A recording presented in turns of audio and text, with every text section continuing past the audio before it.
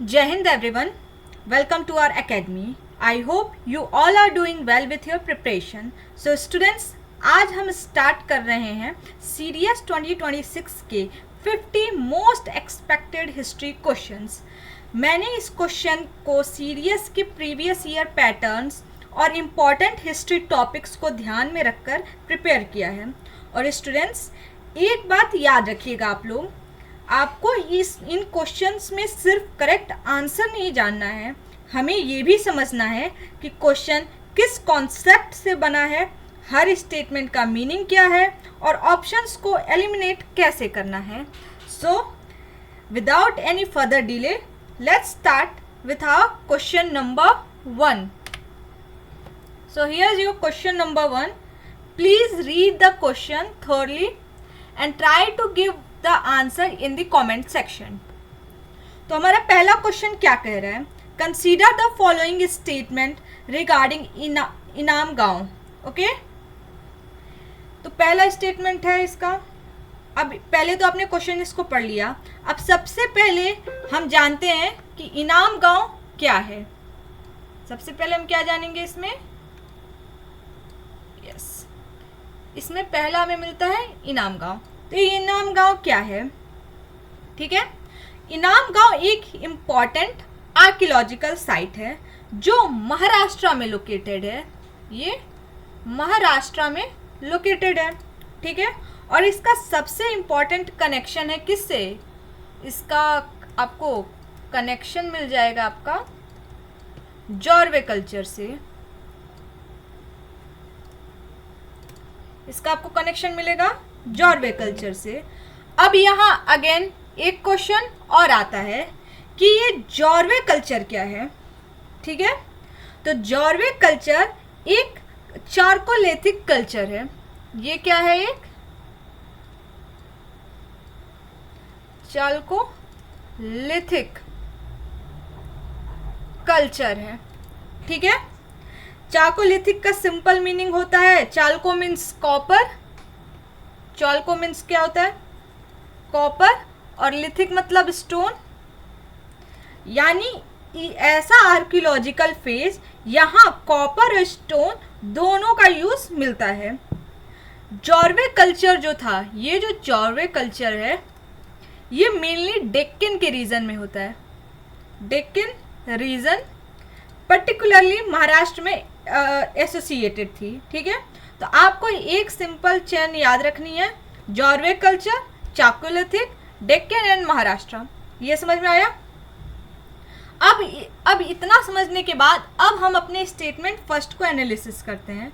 ये कह रहा है it belong to the Jorwe culture, यानी ये क्वेश्चन कह रहा है इनाम गांव जॉर्वे कल्चर से बिलोंग करता है. ये स्टेटमेंट क्या है? अभी हमने पढ़ा, ये करेक्ट है. अब आते हैं स्टेटमेंट 2 को. It is situated on the गोड रिवर. अब यहाँ एक इम्पॉर्टेंट जियोग्राफिकल फैक्ट आ रहा है. इनाम गांव गोड रिवर के पास सिचुएटेड है, तो क्या है? तो इसको भी एक पेयर में याद कर सकते हैं. इनाम गांव गोड रिवर, ये लोकेशन आसपास में है, ये भी सही है. ठीक है, इनाम गांव महाराष्ट्र में है. तो स्टूडेंट, ये टाइप के क्वेश्चन में सीरियस आपको कंफ्यूज करने के लिए डिफरेंट आर्कियोलॉजिकल साइट और रिवर को मिक्स कर सकता है. इसलिए साइट्स का नाम याद करना इनफ नहीं है, तो हमें साइट्स प्लस रिवर का कनेक्शन भी याद रखना होगा. तो गोड रिवर के पास है, ये करेक्ट है. ये सिचुएटेड है गोड रिवर के पास, ये करेक्ट है. ठीक है, अब अपना स्टेटमेंट थर्ड देख लेते हैं. It has yielded evidence of plant houses and granary. ये भी करेक्ट है. अगर आप लोग प्लांट हाउस का मतलब है कि वहाँ का के सेटलमेंट में हाउस रैंडमली कंस्ट्रक्टेड नहीं था. ठीक है, बल्कि सेटलमेंट प्लानिंग के एविडेंस मिलते हैं. और ग्रेनरी का मतलब होता है ग्रेन स्टोर के लिए स्ट्रक्चर. ग्रेनरी का क्या मिलता है? जहाँ पे ग्रेन स्टोर किया जाता हो, ग्रेन को स्टोर करने का काम होता हो. ठीक है, तो और यहाँ पे सेटल लाइफ भी थी. तो इससे हमें क्या मिलता है कि हमारा तीनों ऑप्शन सही है. तो ऑप्शन नंबर डी. ठीक है, आई होप ये क्वेश्चन आपको समझ में आया होगा. Now let's move to the question number 2. Okay, हाँ, क्वेश्चन नंबर 2. हाँ, अब क्वेश्चन नंबर 2 देखिए क्या कह रहा है. इसको भी आप लोग ध्यान से पढ़ो। आपका क्वेश्चन नंबर 2 कह रहा है consider the following statement regarding painted grey where culture. वो कल्चर है आगे, वो जो लोगों के अंदर दब गया है, कोई बात नहीं। तो पेंटेड ग्रे वेयर कल्चर के रिगार्डिंग हमें स्टेटमेंट को समझना है, ठीक है। अब इसमें स्टेटमेंट फर्स्ट क्या कह रहा है, सबसे पहले ये समझते हैं कि पेंटेड ग्रे वेयर, यहाँ वेयर का मतलब पोएट्री होता है, ये तो आप लोग को पता होगा। यानी पेंटेड ग्रे वेयर बेसिकली एक ग्रे कलर पोएट्री की बात कर रहा है। मतलब पेंटेड ग्रे वेयर क्या बात, किसकी बात कर रहा है, ट्रेडिशंस की ये बात कर रहा है, जिसके वेसल्स पर पेंटेड डिजाइन मिलते हैं। यहाँ तक हमें बात समझ में आई। अब आर्कियोलॉजिकल में पोएट्री बहुत इंपॉर्टेंट होती है, बिकॉज पोएट्री के बेसिस पर आर्कियोलॉजिस्ट किसी पर्टिकुलर कल्चर का टाइम पीरियड, जियोग्राफिकल स्प्रेड और सेटलमेंट पैटर्न को आइडेंटिफाई करने में हेल्प लेते हैं। और पीडब्ल्यूजी को हम ब्रॉडली एक इम्पॉर्टेंट आयरन, पीडब्ल्यूजी मतलब प्रिंटेड ग्रे वेयर, ठीक है, को ब्रॉडली हम एक important iron age archaeological culture के कॉन्टेक्स्ट में देखते हैं। यहाँ तक बात समझ में आई, किसके कॉन्टेक्स्ट में देखते हैं, आयरन एज के, ठीक। अब इसका पहला हम देखते हैं, it is associated with later Vedic period. Yes, ये स्टेटमेंट आपकी सही है। पीजीडब्ल्यू कल्चर को जनरली लेटर वेडिक एज के आर्कियोलॉजी कंटेस्ट के साथ एसोसिएट किया जाता है, ठीक है, तो ये सही है। स्टेटमेंट सेकेंड को देखते हैं, iron was widely used. Yes, अभी हमने इसकी बात की, आयरन एज की बात कर रहे थे, तो यहाँ पे आयरन ऑब्जेक्ट, टूल्स और वेपन्स के एविडेंस मिले हैं। और यहाँ एक इम्पॉर्टेंट हिस्टोरिकल डेवलपमेंट, और ये सब एक हिस्टोरिकल डेवलपमेंट समझा जाता है, ठीक है। लेटर वैदिक पीरियड के दौरान आयरन टेक्नोलॉजी का इम्पोर्टेंस बढ़ा, ठीक है। आयरन टूल्स के यूज़ ने एग्रीकल्चर और सेटलमेंट एक्सपेंशन को सपोर्ट किया, इसलिए पीजीडब्ल्यू को अर्ली आयरन एज डेवलपमेंट्स के साथ भी कनेक्ट किया जाता है। तो ये पीडब्ल्यूजी मतलब क्या, पीजीडब्ल्यू मतलब क्या हो गया, आयरन एज, ठीक है। लेटर वैदिक में जब लोहे की खोज हुई तो लोहे ने बहुत जंग कराई। लोहे के खोज के बाद ही सोसाइटी में डिफरेंसेस, सोशल डिफरेंसेस भी चालू हो गए। अगर आप उस समय ध्यान दोगे तो जब आयरन की डिस्कवरी हो गई तो जो एग्रीकल्चर था उसमें सरप्लस चीज़ें निकली। जब सरप्लस चीज़ें निकली तो पहले जो चीज़ें सब में बढ़ जाती थी वो अब सारी चीज़ें नॉर्मल नहीं रही, तो टैक्स का सिस्टम आया तो सोसाइटी में डिफरेंसेस क्रिएट हो गए। तो आयरन ने क्या कराई हैं, बहुत जंगें कराई हैं। अब यहाँ पे स्टेटमेंट यानी स्टेटमेंट सेकेंड भी हमारा सही है। अब थर्ड को देखते हैं, it flourished mainly in the Ganga Yamuna Doab. ये भी स्टेटमेंट सही है। इसका मेजर कनेक्शन हमें गंगा यमुना द्वाब और उसके एडजॉइनिंग एरिया में मिला है। अब गंगा यमुना द्वाब का सिंपल मीनिंग है गंगा और यमुना रिवर के बीच का रीजन, ये तो आप लोग को पता होगा ही। और ये रीजन एंशिएंट इंडियन हिस्ट्री में बहुत इम्पॉर्टेंट रहा है। जब आप सुनते हो पेंटेड ग्रे वेयर तो आपको इमीडिएटली 3 चीज़ें कनेक्ट कर लेनी चाहिए, letter Vedic period, iron, Ganga Yamuna द्वाब, ठीक है। तो यहाँ पे आपको क्या मिल जाएगा, ये भी मिल जाएगा। तो ये भी हमारा 1, 2, 3 ऑप्शन सही है, ठीक है। ये भी क्वेश्चन आई होप समझ में आया। अब चलते हैं क्वेश्चन नंबर, अरे यार, अब क्वेश्चन नंबर चलते हैं 3। ये तो 1 वर्ड है, इसको आप आंसर करने का ट्राई करो ऑप्शन कमेंट बॉक्स में। Which one of the following inscription provides information about Pulakeshin second victory over Harsha.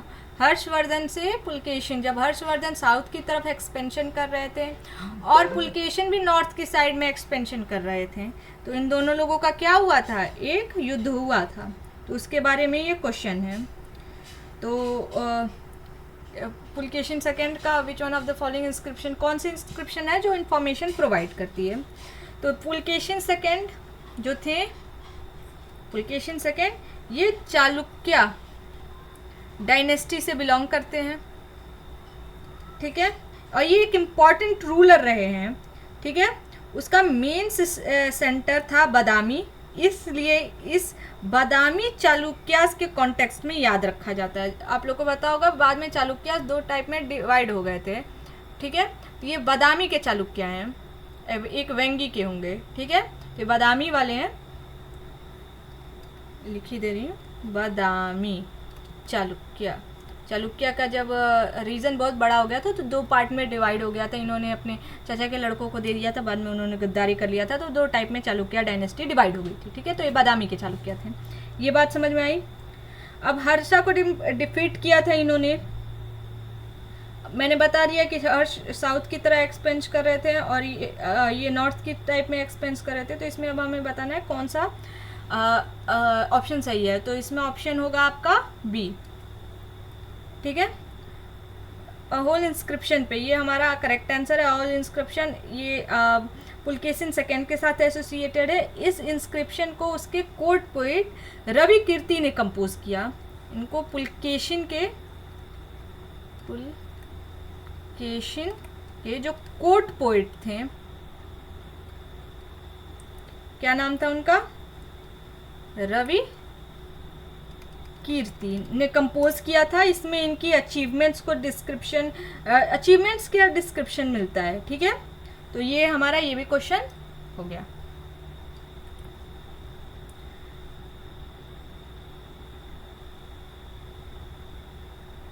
तो ये हो गया इसका एज अ हाथी गुम्बा, ये तो था नहीं। हाथी गुम्बा इंस्क्रिप्शन को हम करावेला के साथ एसोसिएट करते। करावेला कलिंगा के रूलर थे, ठीक है। तो हाथी गुम्बा करेला के साथ होता है।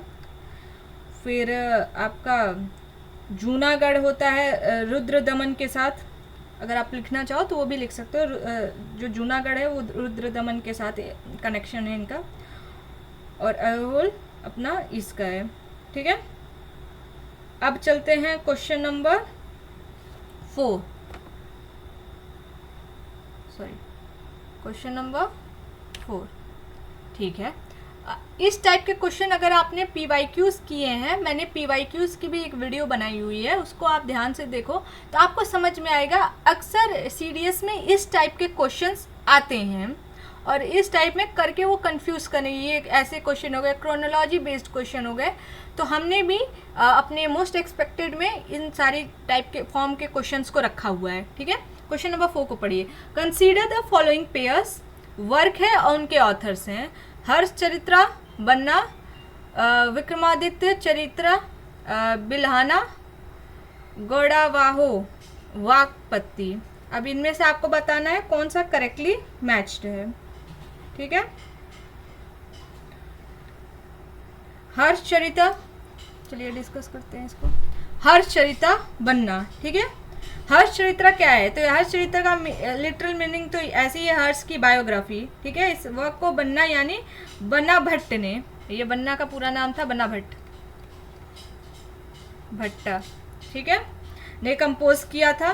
तो ये पेयर हमारा सही है। अब आते हैं इसके आगे। पेयर हमारा फर्स्ट सही है। पेयर सेकंड को देखते हैं, विक्रमादित्य चरित्रा बिलान, ये भी पेयर हमारा सही है।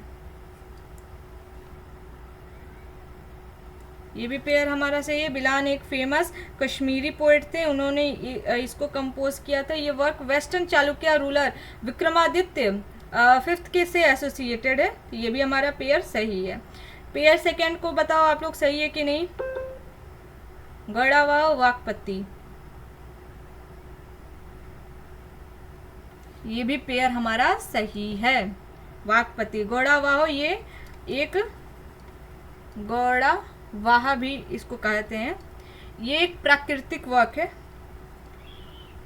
प्राकृत वर्क है, ठीक है। इसके ऑथर यही वाकपत्ति थे। ये वर्क यशोवर्मन ऑफ कन्नौज से एसोसिएटेड है, ठीक है। तो पेयर थर्ड भी हमारा सही है। तो ऑल 3 हमारे सही है। अब आते हैं क्वेश्चन नंबर, अरे यार, क्वेश्चन नंबर 5th। ये तो 1 वर्ड आंसर है।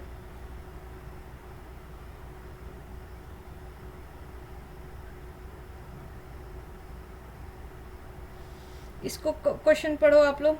and try to give answer. Which one among the following was the capital of the Satavahana? ये बहुत इजी क्वेश्चन है, बहुत ही इजी क्वेश्चन है.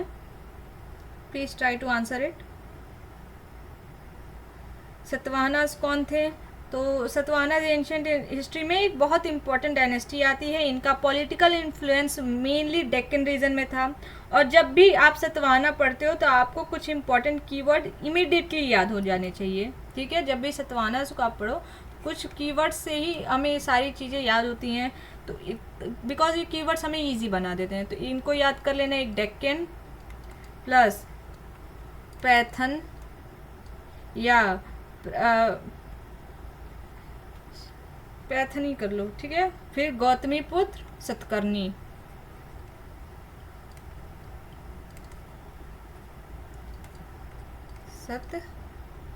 सतकर्णी, ये सारे वर्ड्स कीवर्ड्स हैं, ये आपके एसोसिएटेड है सतवाहने से.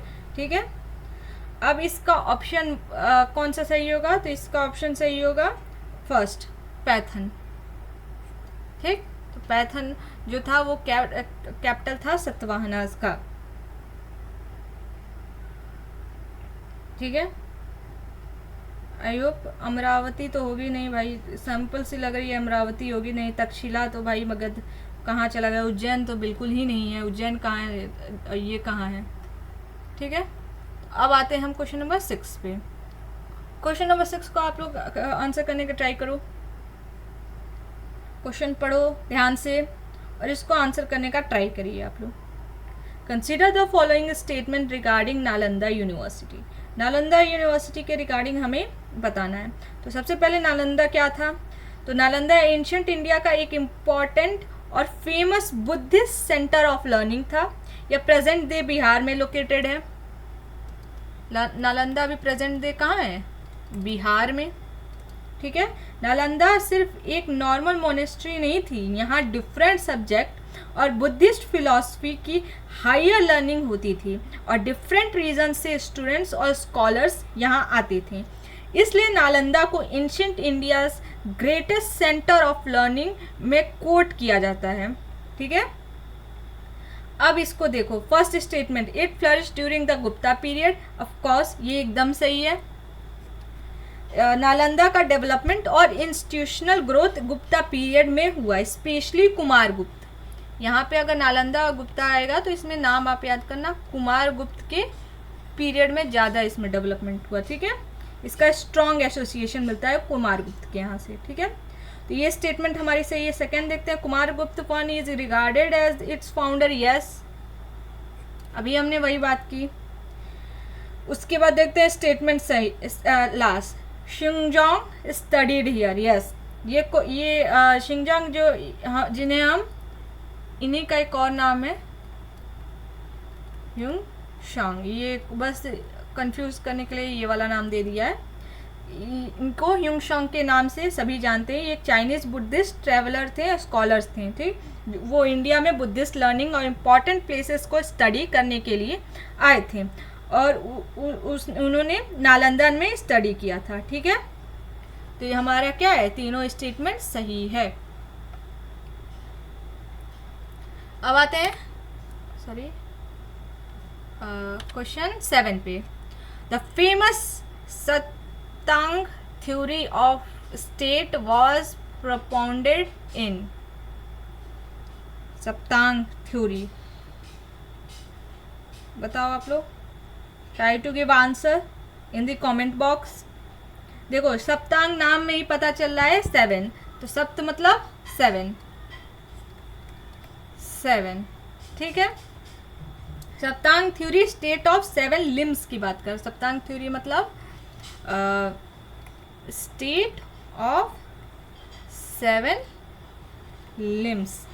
ठीक है, ये एंशिएंट इंडियन पॉलिटिकल थॉट में स्टेट को एक ऑर्गेनाइजेशन माना गया था जिसके 7 इनिशियल कंपोनेंट होते हैं. ठीक है, और ये फेमस थ्योरी कौटिल्य के अर्थशास्त्र में सिस्टमेटिकली एक्सप्लेन की गई है.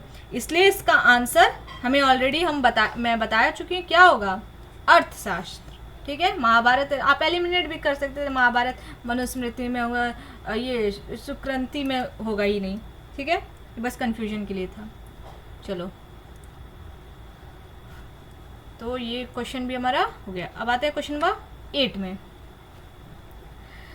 Consider the following statement regarding Iltutmish. Iltutmish के रिगार्डिंग, भाई भले एक क्वेश्चन आता है, 1 से 2 क्वेश्चन आता है आपका मिडिवल से, बट याद क्वेश्चन तो ट्राई कर ही सकते हैं, कुछ तो पढ़े ही होंगे आप लोग।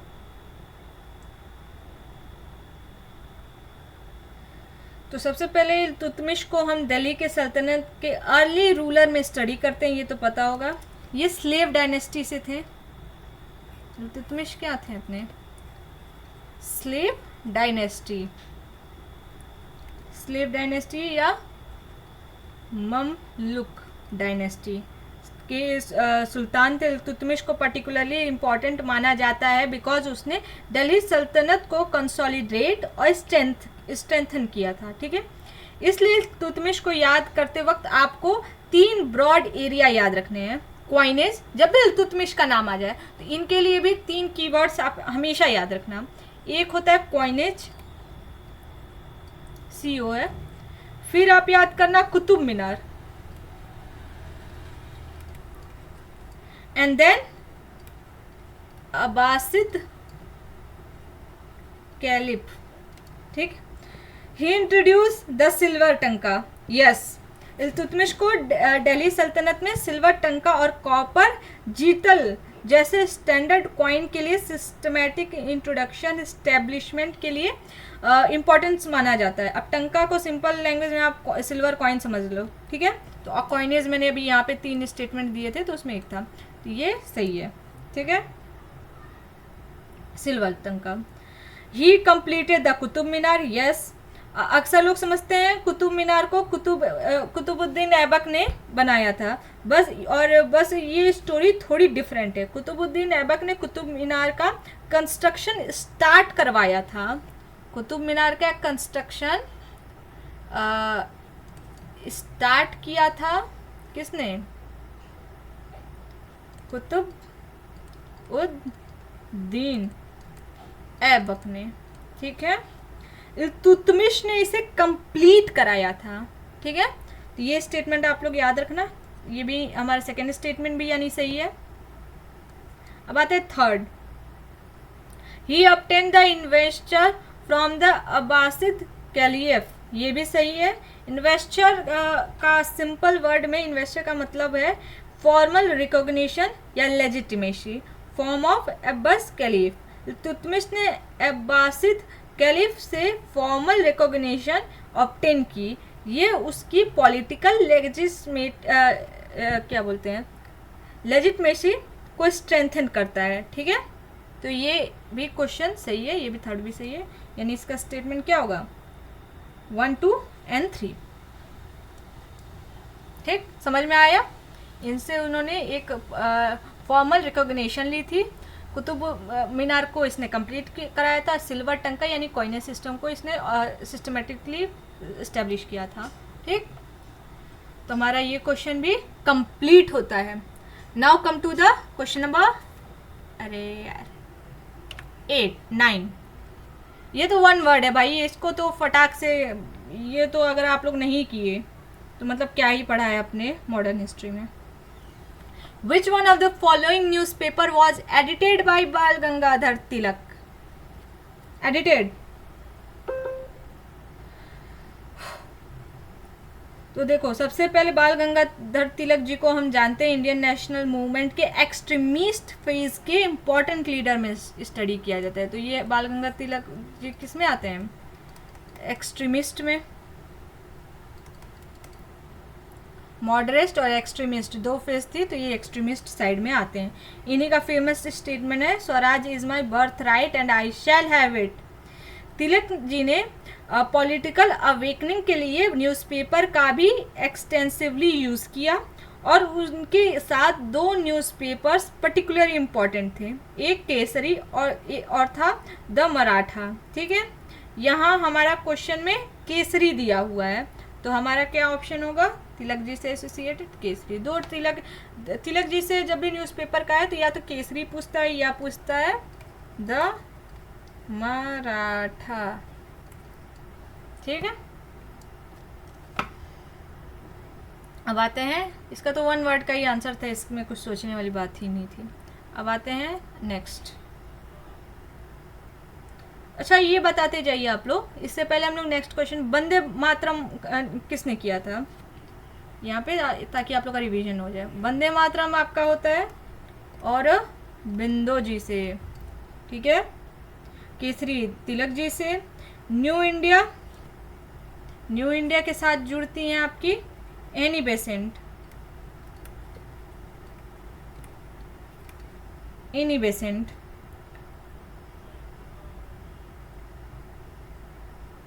ठीक है। और यंग इंडिया ये तो उतना था ही।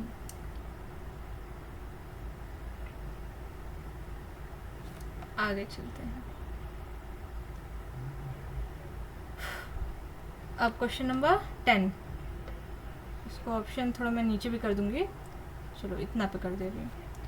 अब इस क्वेश्चन को आप लोग वापस बताओ। देखो, इस टाइप के क्वेश्चन अक्सर सीडीएस में आ जाते हैं, क्रोनोलॉजी बेस्ड, या क्रोनोलॉजी बेस्ड हो गया या मैच द कॉलम, ऐसे क्वेश्चन आते हैं और लोग कंफ्यूज हो जाते हैं। इंपॉर्टेंट हिस्टोरिकल इवेंट को उठाते हैं और उसको कहते हैं इनको क्रोनोलॉजी पुट करिए, ठीक है। तो इसकी क्रोनोलॉजी समझने की हम कोशिश करते हैं। पहला क्या है, फॉर्मेशन ऑफ स्वराज पार्टी। इसको पहले आप लोग ट्राई करो, फिर मैं बताती हूँ। फॉर्मेशन ऑफ स्वराज पार्टी की कब हुआ था, इसका डेट अगर आपको याद हो, ये आपका होता है 1923 में, ठीक है। और इम्पोर्टेंट लीडर यहाँ पे रहे हैं CR दास जी, ठीक है, और मोतीलाल नेहरू जी, ये यहाँ पे इम्पोर्टेंट थे। यह फॉर्मेशन नॉन कॉरपोरेशन मूवमेंट के विड्रॉ के बाद पॉलिटिकल डेवलपमेंट से कनेक्टेड था, ठीक है। तो पहला इम्पोर्टेंट डेट हमें इसका समझ में आ गया। Second, Simon commission. Simon commission का क्या होता है सीन, साइमन कमीशन कब आया, 1928 में आया था, ठीक है। साइमन गो बैक, यहाँ पे बिकॉज कमीशन को में कोई इंडियन मेंबर नहीं था, तो इंडियन पॉलिटिकल ग्रुप ने इसका स्ट्रॉन्ग अपोजिशन किया था, ठीक है। ये हमें समझ में आ गया। Third, Lahore session. Lahore session कब हुआ था, 1929 में। इस सेशन की प्रेसिडेंसी जवाहरलाल नेहरू जी ने की थी, और इसी लाहौर सेशन में कांग्रेस ने पूर्ण स्वराज यानी कंप्लीट इंडिपेंडेंस को अपना गोल डिक्लेयर किया था, ठीक है। और 26 जनवरी 1930 को इंडिपेंडेंस डे ऑब्जर्व करने का डिसीजन भी इसी कॉन्टेक्स्ट में इम्पॉर्टेंट था, समझे। अब आता है इवेंट 4, गांधी इरविन पैक्ट। ये कब हुआ था, ये 29 है, 1931 में हुआ था। यह महात्मा गांधी जी और वाइसरॉय लॉर्ड इरविन के बीच एग्रीमेंट था। ये सिविल डिसोबीडियंस मूवमेंट के कॉन्टेक्स्ट में इंपॉर्टेंट डेवलपमेंट था, ठीक है। तो अब आप लोग इसका बताओ क्या होगा, 23, 28, 29, 31, ये सीधा सीधा आंसर है, यानी 1, 2, 3, 4, ये वाला हो गया आंसर।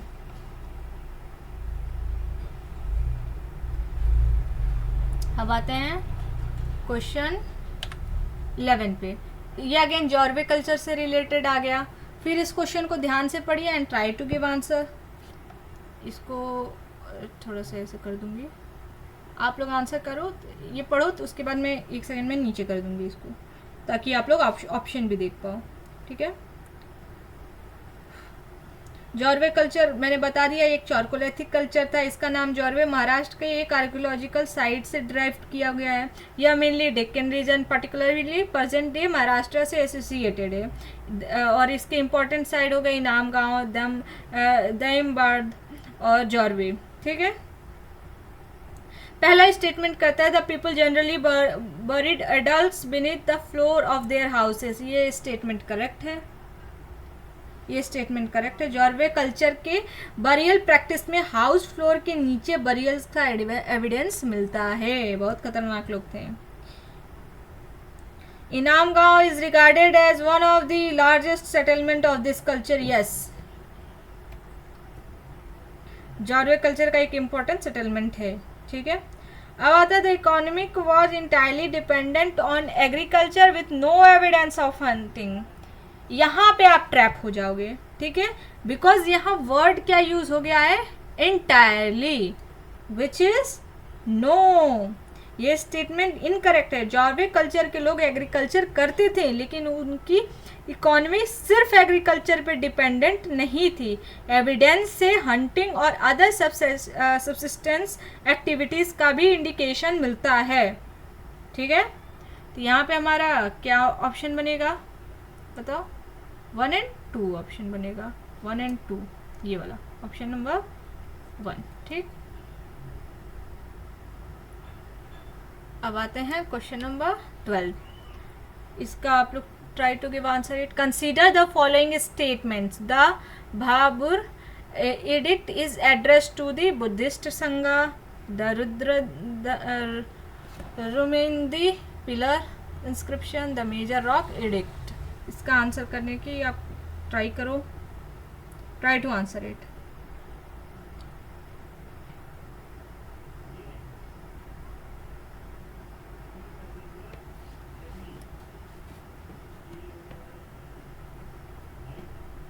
चलो, अब आता है Bhabru edict is address to the Buddhist sangha. ये स्टेटमेंट करेक्ट है।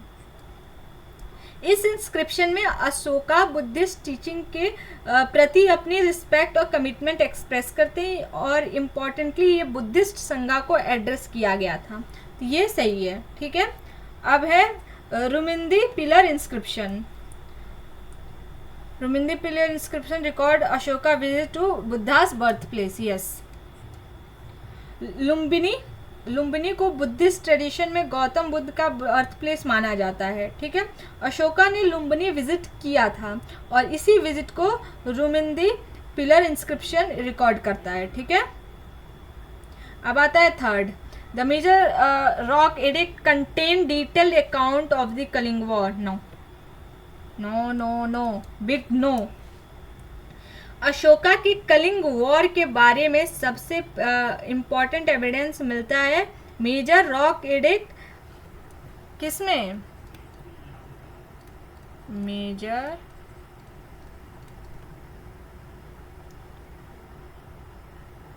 Addict, sorry, major rock edict, इसमें समझे, इसमें कलिंगा कॉन्क्विस्ट और उसके बाद अशोके के चेंज इन एटीट्यूड का इम्पॉर्टेंट रेफरेंस मिलता है, ठीक है। इसमें डिटेल अकाउंट है, इसमें ये वाला गलत है, इसमें अभी हमारा 1 और 2 होगा answer.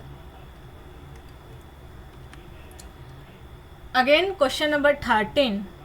Which one of the following is correctly matched. इसको अब आप ध्यान से आंसर करने का ट्राई करो। अब क्वेश्चन धीरे धीरे क्या हो रहे हैं, हार्ड हो रहे हैं।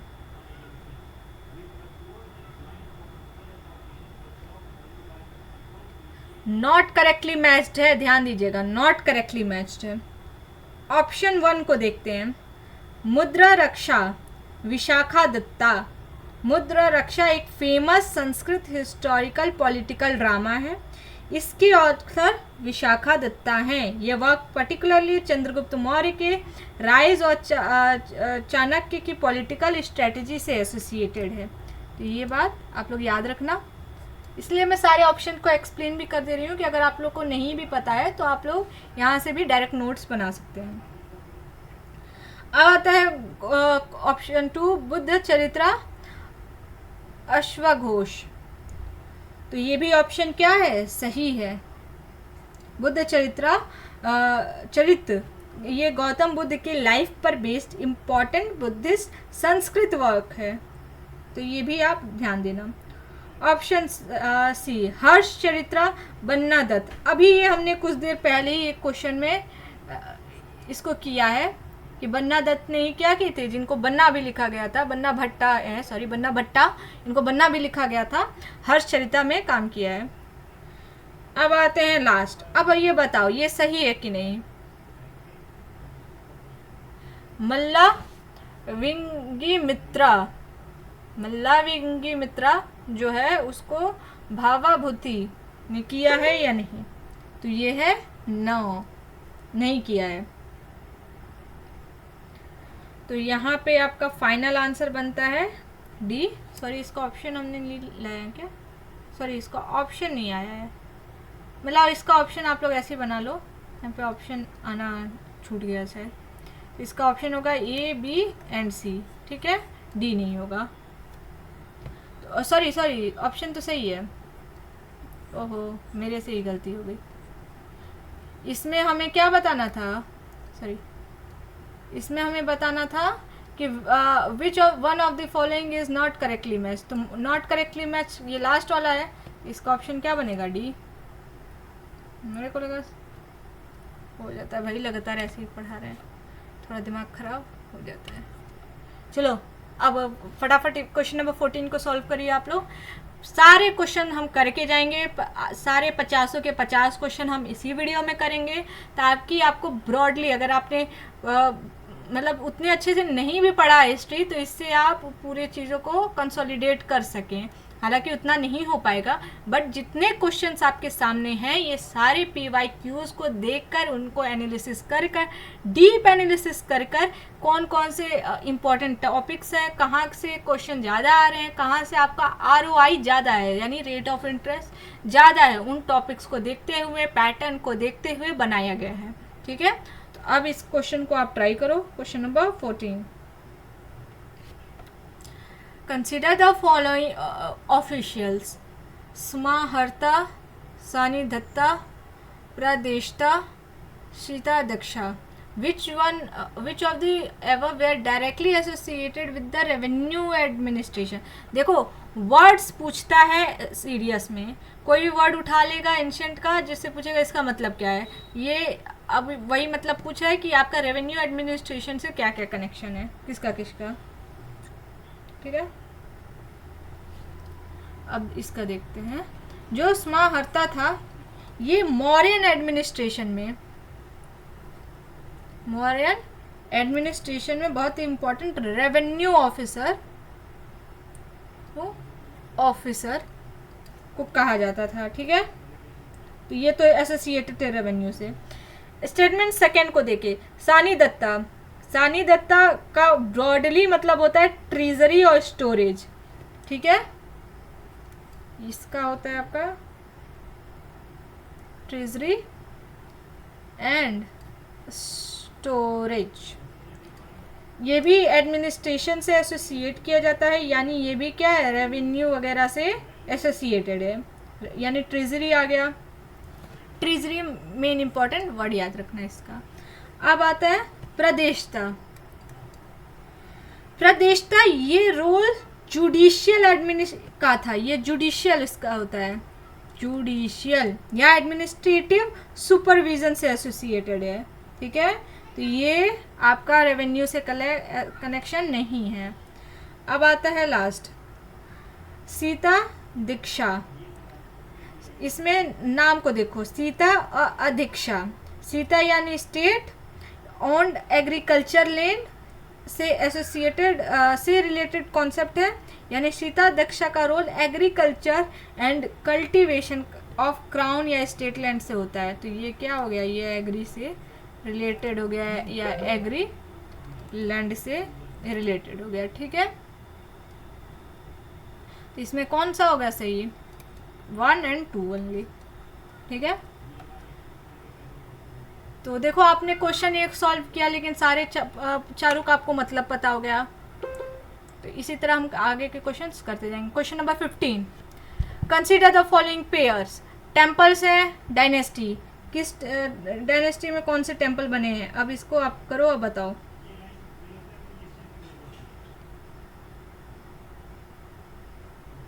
पेयर 1 को देखते हैं, शोर टेम्पल। शोर टेम्पल पल्लवा, बताओ ये सही है कि नहीं है। एकदम सही है, बिल्कुल कोई शक होना ही नहीं चाहिए। शोर टेम्पल ये लोकेटेड कहाँ है, शोर टेम्पल आपका कहाँ लोकेटेड है, ममलापुरम। ये राजा कौन थे, मल्ल।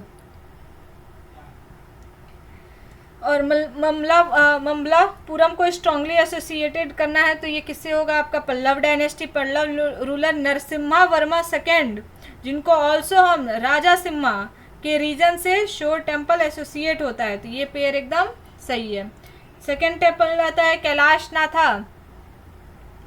कैलाशनाथा, इसका लोकेशन क्या है? कांचीपुरम। ये भी किससे एसोसिएटेड है? पल्लव आर्किटेक्चर से, ठीक है। इसका भी कंस्ट्रक्शन नरसिम्हा वर्मन सेकेंड, जिनको राजा सिम्हा के पीरियड से एसोसिएट कर सकते हैं, ठीक है। पेयर थर्ड बृहदेश्वर टेम्पल, चोला, बताओ सही है कि नहीं? ये भी सही है। ये टेम्पल कहाँ पे लोकेटेड है? लोकेशन भी आप लोग याद कर लो। थंजौर में ये टेम्पल है। इसका नाम सुनते आपको किसका नाम याद आ जाना चाहिए? राजा राज चोला फर्स्ट, ठीक है। इन्हीं के रीजन में ये टेम्पल बिल्ड हुआ था, यानी ये भी पेयर सही है। अब पेयर 4 में ऐरावतस्वेश्वर टेम्पल, क्या ये पांड्या में था? नहीं, ये टेम्पल भी आपका एसोसिएट होता है चोला से, ठीक है।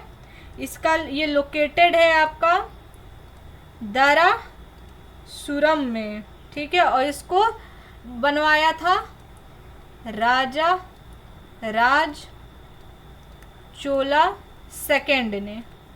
ये चोला फर्स्ट ने बनाया था, राजा राज चोला फर्स्ट, और इनका राजा राज चोला सेकेंड, ठीक है।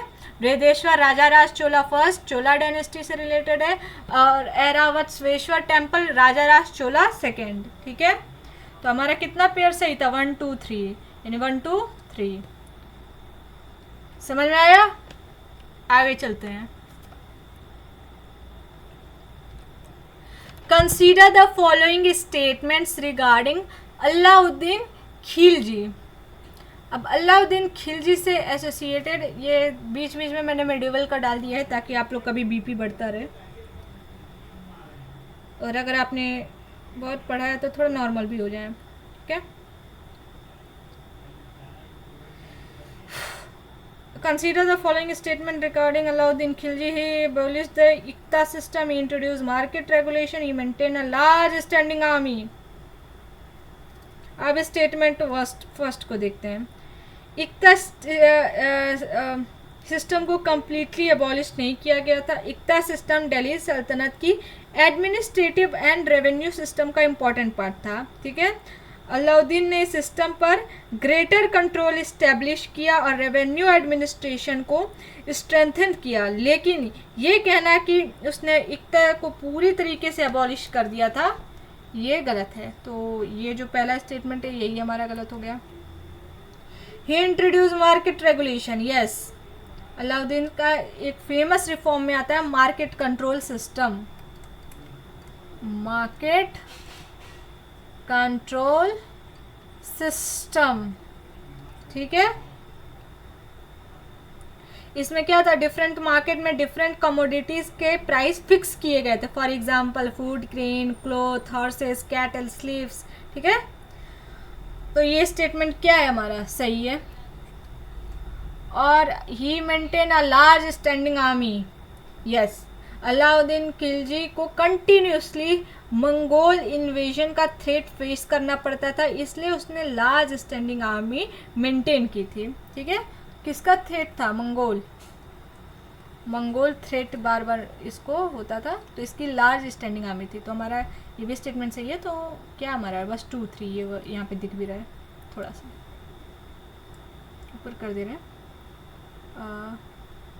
हाँ, तो 2 3 वाला था, सही है। अब आते हैं नेक्स्ट क्वेश्चन पे। अरे यार, हाँ, question number 17, arrange the following chronologically. Hunter commission, Albert bill controversy, formation of Indian National Congress, partition of Bengal. इसको अरेंज करना है। ये 4 ऑप्शन है, अरेंज करके try to answer it. I hope आपने अच्छा ही अरेंज किया होगा, सही अरेंज किया होगा। अब जरा एक एक को करते हैं। हंटर कमीशन, यहाँ हम 1882 के हंटर एजुकेशन कमीशन की बात कर रहे हैं। इसका संबंध education system, particularly primary and secondary education की कंडीशन और डेवलपमेंट से था। सो इम्पॉर्टेंट है ईयर, ये हमने ईयर लिख लिया इसका। इल्बिट बिल कंट्रोवर्सी, ये कंट्रोवर्सी हुई थी 1883 में, ठीक है। इसका इशू क्या था, ठीक है, अब वो समझते हैं।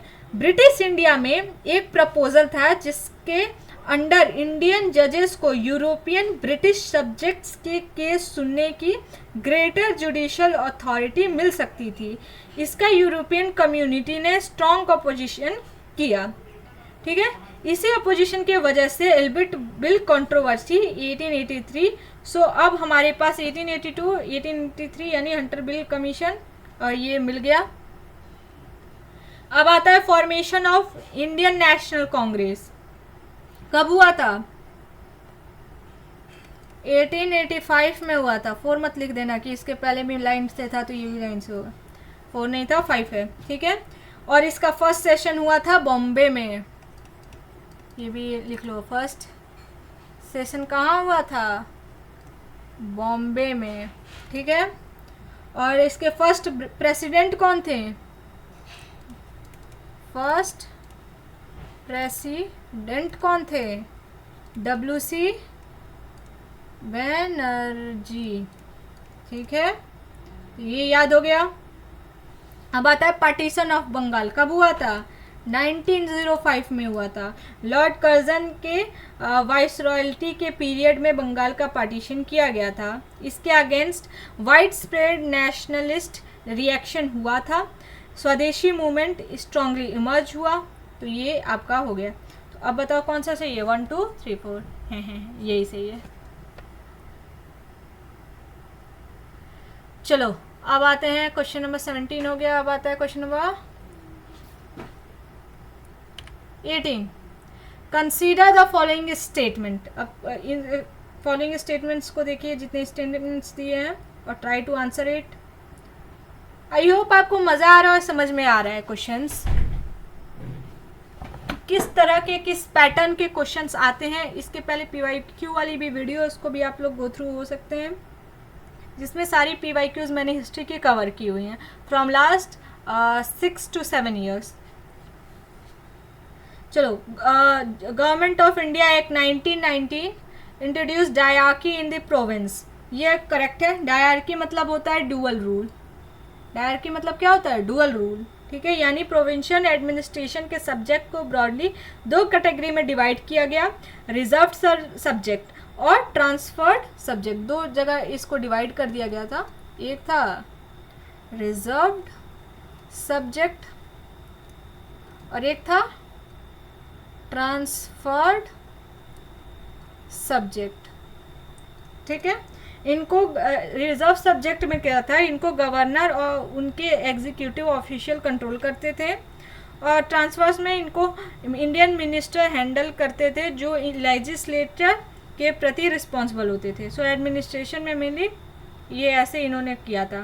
तो ये स्टेटमेंट सही है। अब government of India act 1935 abolish dyarchy in province, ये भी सही है। एबॉलिश हो गया था, 1919 में इंट्रोड्यूस हुआ, 1935 में एबॉलिश हो गया। इसको रिवर्स मत करना, मतलब ये एबॉलिश हो गया था, ठीक है। एंड कहने गई थी बिकॉज प्रोविंशियल ऑटोनॉमी आ जा रही थी इससे। देखो क्वेश्चन भी वही है, provincial autonomy come into force under the act of 1935। ये भी स्टेटमेंट आपका क्या है? करेक्ट है। तो हमारा क्या हुआ? ये लास्ट वाला ऑप्शन होगा।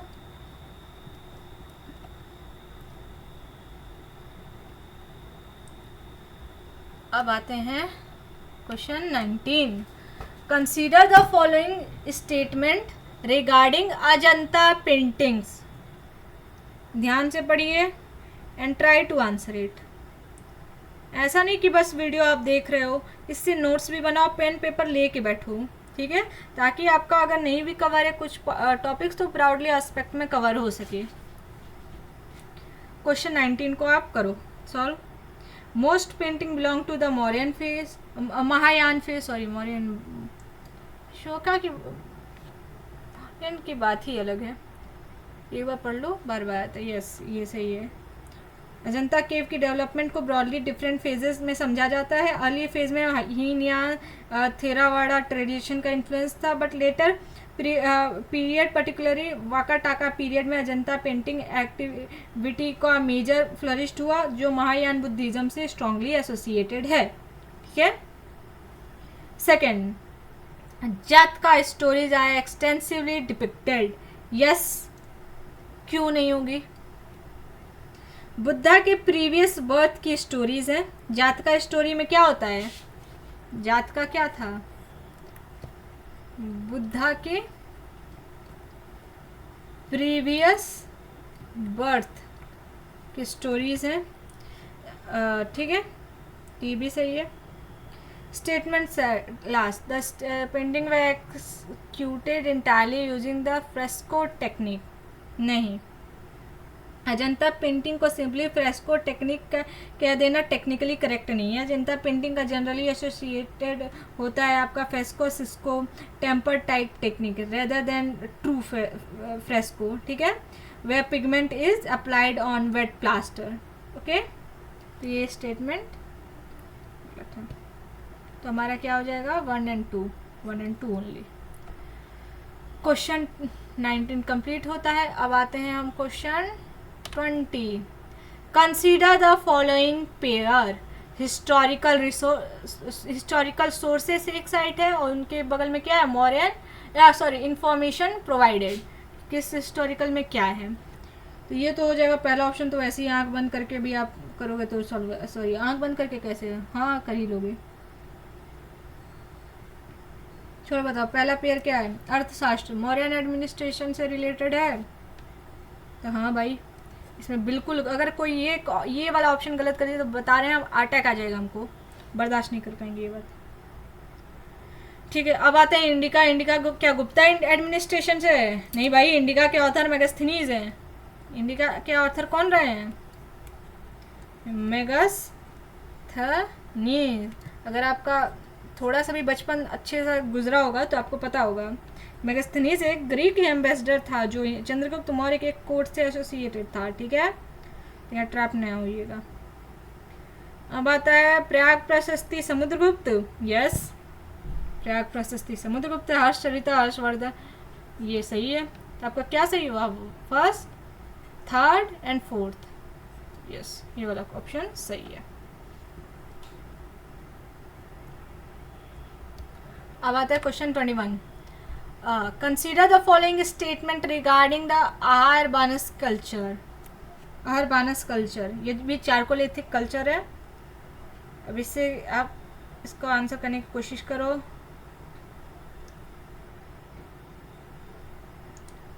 आहार Banas culture flourished mainly in southern eastern Rajasthan. Ahar Banas culture का major geographical area southern eastern Rajasthan में था। इसलिए अक्सर एग्ज़ाम में आहार बानस कल्चर जब आता है तो इसका लोकेशन पूछ लेता है, तो वो सही है, राजस्थान। सबसे पहले थोड़ा सा ये आहार बानस कल्चर को देख लो। इसके बारे में आप लोगों को पता है? पता ही होगा। इसको मैंने शायद इसके पहले अभी डिस्कस किया है ना, शायद किया है। चलो छोड़ो, किया है शायद। अब आता है black and red ware portray is a characteristic feature. ये भी सही है। देखो, आहार बानस कल्चर ना एक चारकोलिथिक कल्चर था। जैसे जॉर्वे कल्चर था ना, वैसे ये भी एक कल्चर था। तो इसका स्प्रेड देख लो, ये सदर्न ईस्टर्न राजस्थान में था, तो ये बात सही है।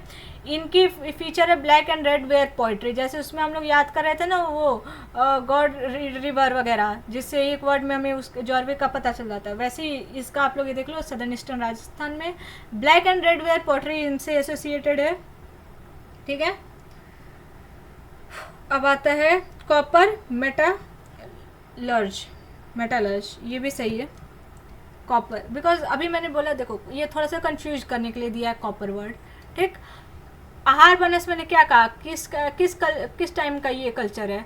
चाकोलिथिक फेज का। चाकोलिथिक मतलब चाको, मतलब कि मैंने क्या बताया था? कॉपर। चाकोलिथिक का ही मतलब कॉपर रहता है। ये यहाँ पे कटा कॉपर का था।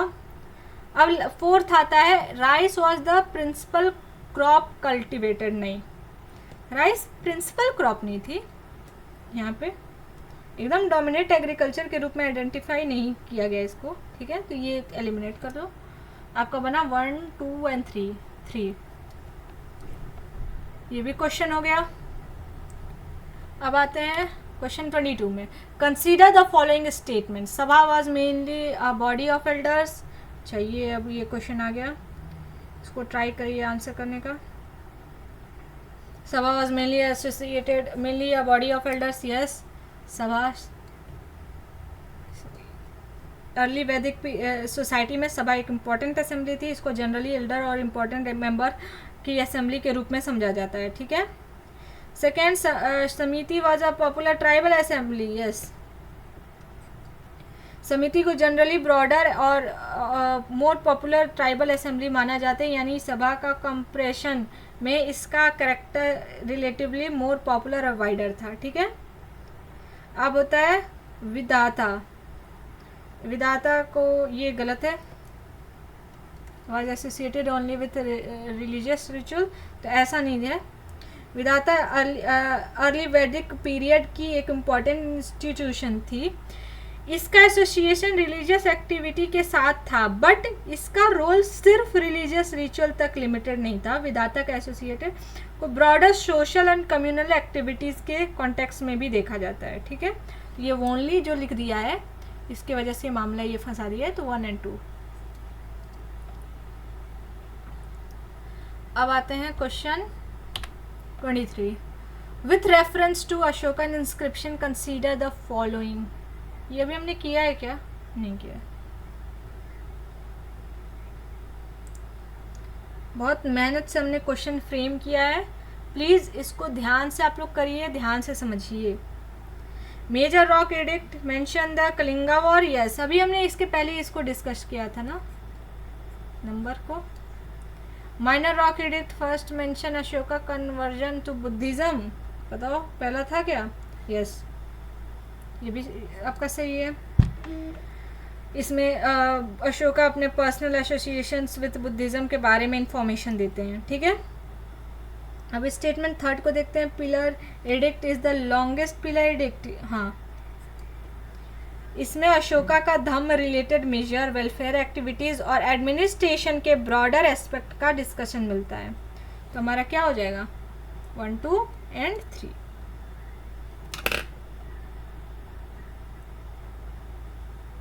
अब आते हैं question 24। Which of the following correctly matched, बताइए क्या क्या करेक्टली मैच्ड है।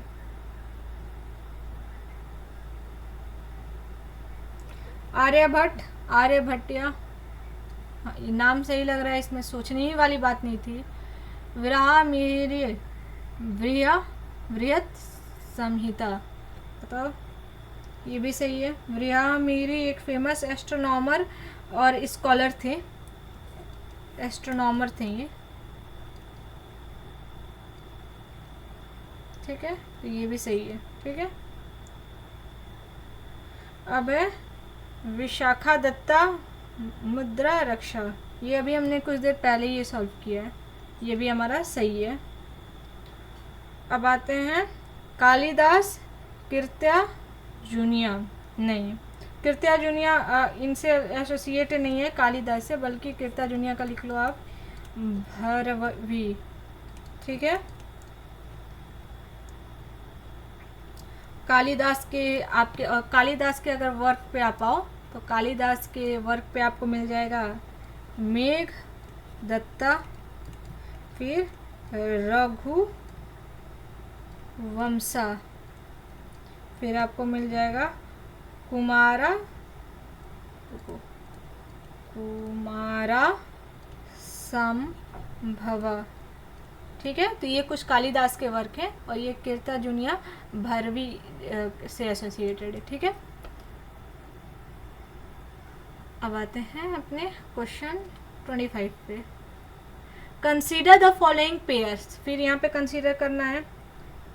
देखो एकदम आपको ऐसा लग रहा है ना सीरियस के क्वेश्चंस हैं, बिकॉज सीरियस में आप PYQs उठाओ हिस्ट्री के सेम पैटर्न में आपको मिलेगा, इसी तरीके के पैटर्न में ऐसे ही क्वेश्चन पूछे जाते हैं। ठीक है, अब आते हैं, इसको आप करो, बताओ। चालुक्य बादामी, हाँ भाई अभी मैंने बताया ना, वेंगे बादामी के चालुक्य।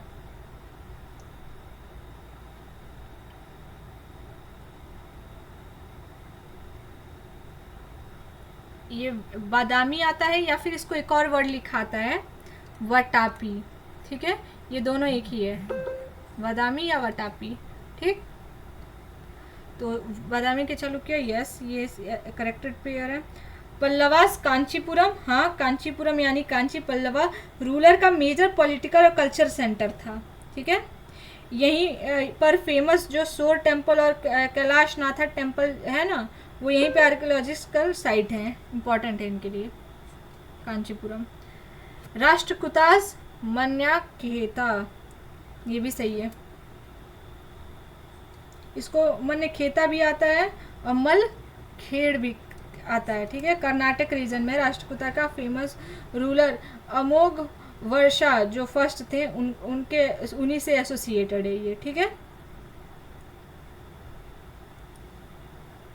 किससे एसोसिएटेड नाम लिखी लो, अमोघ वर्षा फर्स्ट। ठीक, होयशाला मदुरई, नहीं ये नहीं है। होयशाला मदुरई को होयशाला का कैपिटल नहीं माना जाता। ठीक, होयशाला का इम्पोर्टेंट कैपिटल था, होयशाला का इम्पोर्टेंट कैपिटल था द्वारासमुद्र। ठीक है,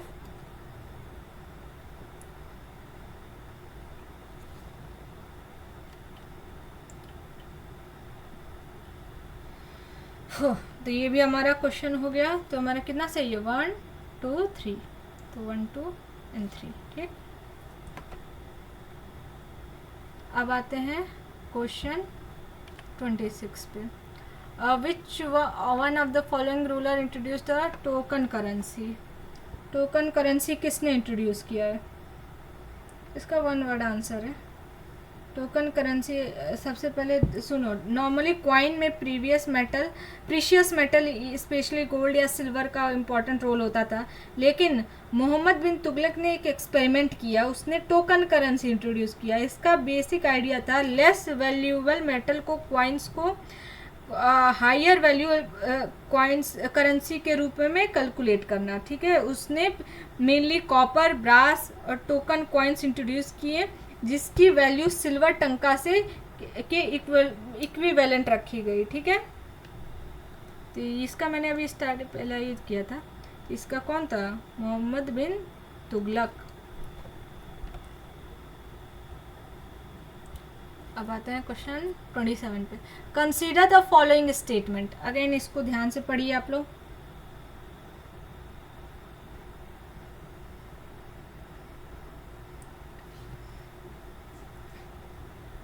Kabir rejected both idol worship, ये भक्ति मूवमेंट वगैरह से रिलेटेड है।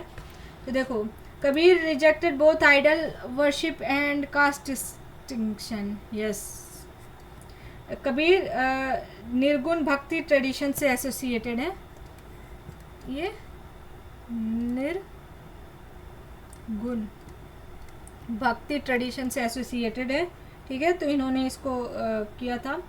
अब आता है गुरु नानक एडवोकेटेड निर्गुण भक्ति, हाँ गुरु नानक जी ने भी की थी, वो भी एक फॉर्मलेस वन गॉड पर एम्फेसाइज दिया। ठीक है, one God, equality, devotion, rejection of empty rituals, इन सब चीज़ों के बारे में ये लोग बात करते थे।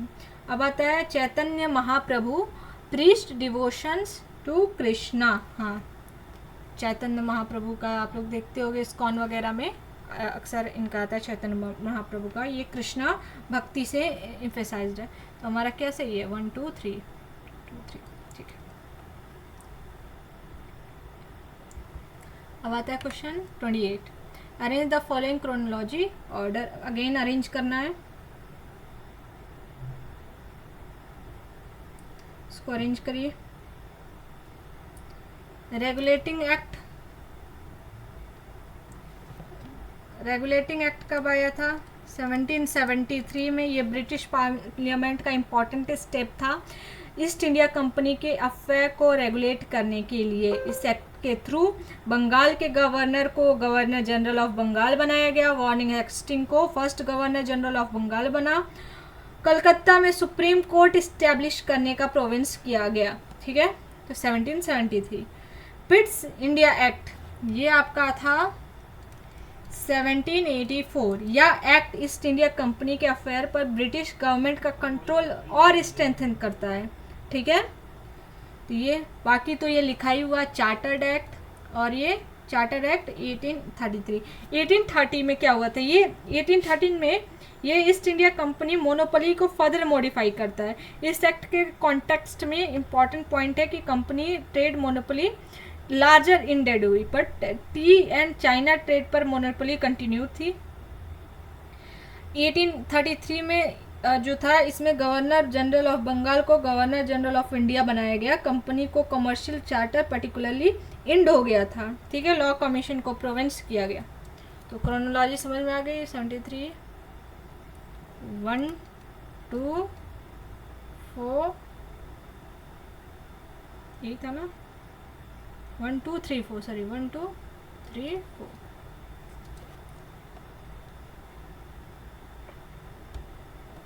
आते हैं 29। Consider the following statements regarding the home rule movement. Home rule movement के बारे में यहाँ पे कुछ स्टेटमेंट्स हैं, उसे बताइए। Annie Besant establish all India home rule league, ये करेक्ट है, ये करेक्ट है आपका, ये एकदम करेक्ट है। एनी बेसेंट ने 1916 में all India home rule league establish की थी। उन्होंने होम रूल मूवमेंट को इंडिया के डिफरेंट पार्ट्स में पॉपुलर बनाने में इम्पॉर्टेंट रोल प्ले किया था। उनका मेन ऑब्जेक्टिव था इंडिया के लिए सेल्फ गवर्नमेंट होम रूल की डिमांड को स्ट्रेंथन करना। Bal Gangadhar Tilak establish the Poona home rule league. हाँ, बाल गंगाधर तिलक जी ने 1916 में ये इस्टेब्लिश किया था। ठीक है, अब आता है both league demanded complete independence from Britain. नहीं, यहाँ एक इम्पॉर्टेंट डिस्टिंक्शन है। होम रूल मूवमेंट का इमीडिएट डिमांड कंप्लीट इंडिपेंडेंस यानी पूर्ण स्वराज नहीं था, जबकि बेसिक डिमांड था सेल्फ गवर्नमेंट का। ठीक है, यानी इंडियंस को अपने इंटरनल अफेयर में ग्रेटर पॉलिटिकल कंट्रोल मिले। इससे ये तुम्हारा 1 और 2। ठीक,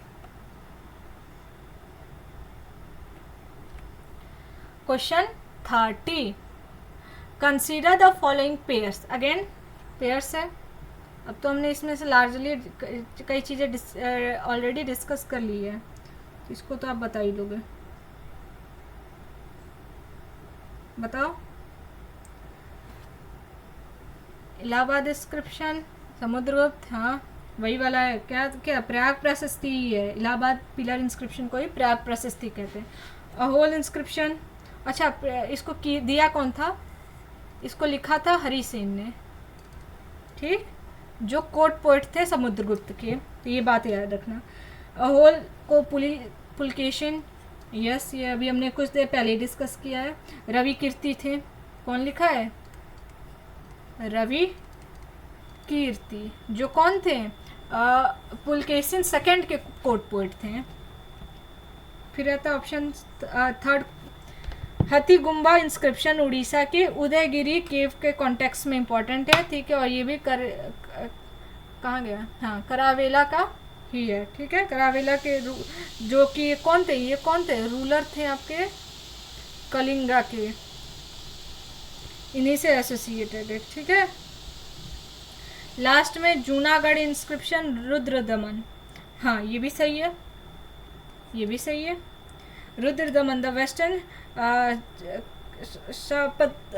क्षत्रापा रूलर, इनका फेमस क्या है, सुदर्शन। इन्होंने बहुत फेमस एक और चीज़ में, ये इनके बारे में है, ये इनके बारे में है। ठीक है, सुदर्शना लेक, इनका एक इम्पॉर्टेंट रेफरेंस में मिलता है। ठीक है, तो हमारा all 4 are correct.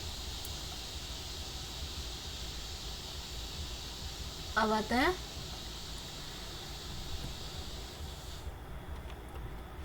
Consider the following statement regarding the painted grey ware.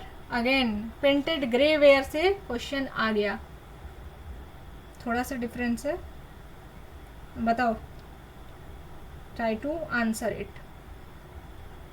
Again इसको समझते हैं।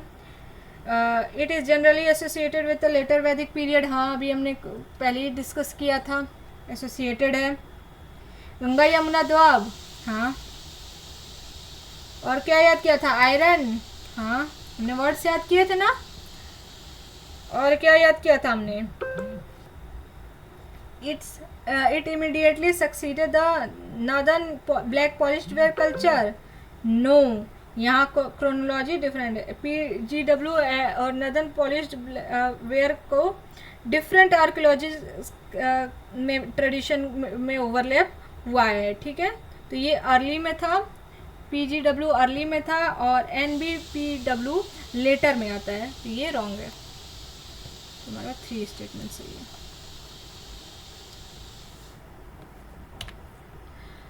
Consider the following statement. Again यहाँ पे, अच्छा यहाँ पे पॉइंटिंग नहीं है।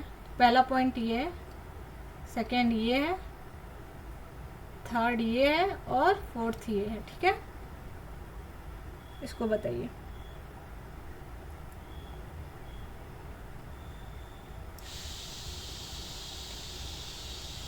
पट्टिनापल्ली describes the port city of Kaveripattinam. हाँ, ये स्टेटमेंट एकदम सही है। पट्टिनापल्ली संगम लिटरेचर की इम्पॉर्टेंट वर्क है। ये आपका कहाँ जाता है? संगम लिटरेचर का इम्पॉर्टेंट वर्क है, ठीक है। इसमें कावेरी पट्टिनम, जिसे पुहार भी कहा जाता है, का डिस्क्रिप्शन मिलता है। इसमें आपको क्या मिल जाएगा? कावेरी पट्टिनम का, जिसको पुहार भी कहा जाता है, इसका डिस्क्रिप्शन मिल जाता है। ये इम्पोर्टेंट चोला पोर्ट सिटी है, ठीक है। स्टेटमेंट फर्स्ट सही है। मदुरई कंचई मदुरई, हाँ, और ये एसोसिएटेड किससे है? पांड्यन किंगडम से। थर्ड, सिल्लापद्दिकरम, नहीं, सिल्लापद्दिकरम ये सत्तानर ने कंपोज किया था, ठीक है। सत्तानर ने कंपोज किया था, ये स्टेटमेंट दिए गए, बट ये नहीं है। सिल्लापद्दिकरम को इलंगो अदिगल ने किया था, ठीक है। ये क्या था? करावल और मदुरई की प्रेम कहानी।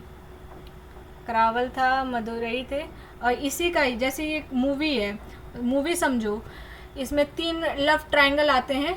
अब ये स्टोरी तो मैं पूरी नहीं बताऊंगी। इसमें लव ट्रायंगल आता है सिल्लापद्दिकरम में, जहाँ पे हस्बैंड वाइफ रहते हैं, तो हस्बैंड का अफेयर हो जाता है। जहाँ पे वो एक राजा के दरबार में काम करते हैं, तो उनके राजा में जो कोर्ट सेन थी, जो राजनीतिकी थी, उनसे उनका अफेयर हो जाता है, जिनका नाम माधुरी था, ठीक है। तो फिर बाद में उनको रियलाइज़ होता है अपनी गलती का। माधुरी उनको छोड़ देती हैं, तो वो वापस अपने वाइफ के पास जाते हैं। फिर इससे रिलेटेड कहानी है, ठीक है। और उनका जब अफेयर चलता था, तो उनसे और उस राजनीतिकी से एक बेटी हुई थी, जिनका नाम था मणिमेखली। तो ये समझ लो, ये स्टोरी का पार्ट 1 है और ये पार्ट 2 है, मणिमेखली, ठीक है, जिसमें मणिमेखली की कहानी बताई गई है कि उनकी बेटी होती है तो उनका आगे क्या होता है। तो उसको इन्होंने ही लिखा है, ये बुद्धिस्ट फिलॉसफी है, ठीक है। तो ये एकदम सही है। तो हमारा 1, 2 एंड लास्ट सही है, 1, 2 एंड लास्ट, ठीक।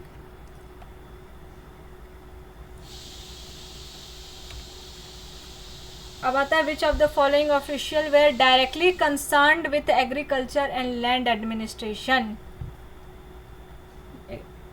अभी देखो, इसको ध्यान से आप पढ़ो। अभी मैंने कुछ देर पहले ही डिस्कस किया है, देखते हैं कितने लोग कर पाते हैं उसको। कुछ देर पहले ही अभी एक नाम लिया था ये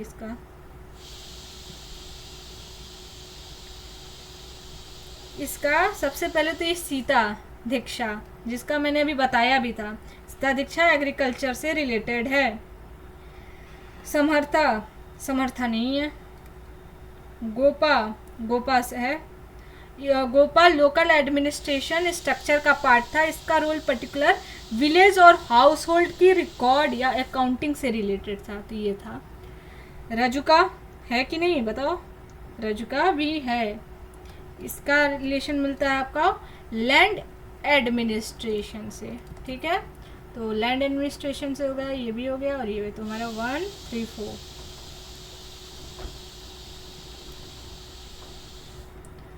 अब आते हैं with reference to the Gandhara school of art consider the following statement. Gandhara school of art से है ये क्वेश्चन, बताओ।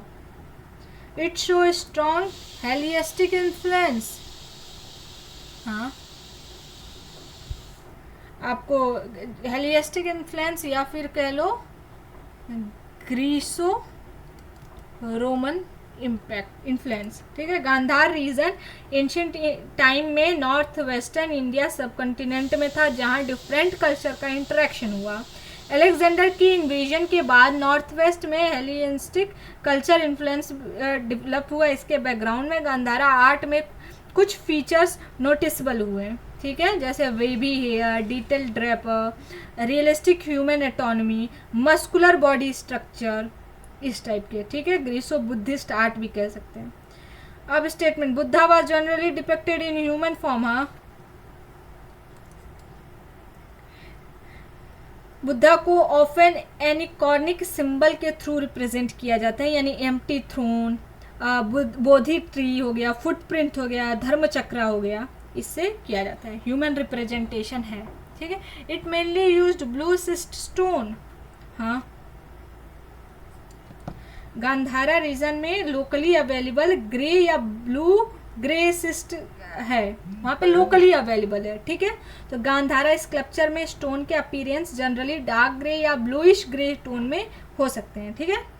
अब statement 4, it develop under Gupta patronage. नहीं, अभी हमने बात की कि यहाँ पे इन्फ्लुएंस डिफरेंट टाइप का था, तो सिर्फ गुप्ता का नहीं था। गांधारा में मेजर डेवलपमेंट आपको मेजर देखने को मिलेगा कुशाना पीरियड और कनिष्क के टाइम का, ठीक है। तो हमारा ये गलत है, तो हमारा हो गया 1 2 3। अब आता है 35, कंसीडर द फॉलोइंग मोन्यूमेंट्स और अरेंज करो। Try to answer it. थोड़ा सा डिफिकल्ट है, कोई नहीं, हो जाएगा। पहले आता है क्वातुल इस्लाम मॉस्क। इसका कंस्ट्रक्शन कुतुबुद्दीन ऐबक ने कराया था, तो 1190s में, ठीक है। दिल्ली सल्तनत के अर्ली आर्किटेक्चर का इम्पोर्टेंट है। फिर आता है अलाई दरवाज़ा, ये अलाउद्दीन खिलजी के रीजन से एसोसिएटेड है। इसका आपको मिलता है 1311 CE। नाम भी लिखते जाना, अब मैं लिख नहीं रही हूँ, मैं बोल दे रही हूँ, तो आप लोग नाम लिख लेना। ये भी कुतुब कॉम्प्लेक्स का पार्ट है, ठीक है। तुगलकद फोर्ट,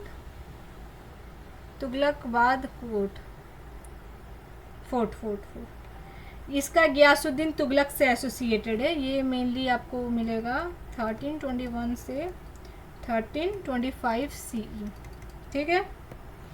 तो 13 इसका एक फॉर्म में लिख लो, 3020s, ठीक। अब आता है बुलंद दरवाज़ा। ये अकबर के रीजन में बनाया गया था। ये फतेहपुर सिकरी में लोकेटेड है। इसका कंस्ट्रक्शन आप देखोगे तो होगा 50s 70s 1580s। अब इसका क्या क्रोनोलॉजी क्या बन रही है? 1 2 3 4।